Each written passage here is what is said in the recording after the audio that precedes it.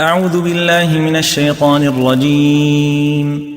I seek refuge with Allah from Satan the outcast. يا أيها الذين آمنوا ما لكم إذا قيل لكم انفروا في سبيل الله اثاقلتم إلى الأرض أرضيتم بالحياة الدنيا من الآخرة فما متاع الحياة الدنيا في الآخرة إلا قليل.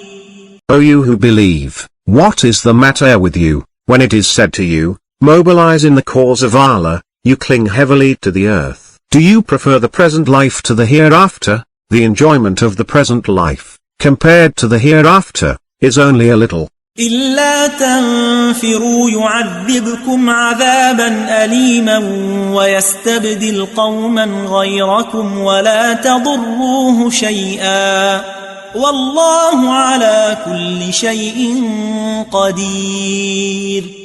Unless you mobilize, he will punish you most painfully, and will replace you with another people, and you will not harm him at all. Allah has power over all things. إلا تنصروه فقد نصره الله إذ أخرجه الذين كفروا ثاني اثنين إذ هما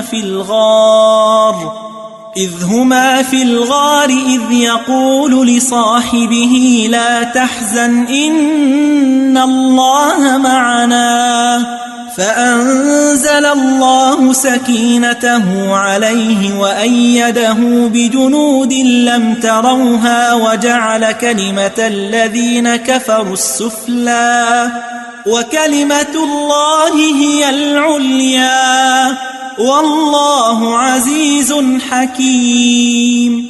If you do not help him, Allah has already helped him, when those who disbelieved expelled him, and he was the second of two in the cave. He said to his friend, do not worry, Allah is with us. And Allah made his tranquility descend upon him, and supported him with forces you did not see, and made the word of those who disbelieved the lowest, while the word of Allah is the highest.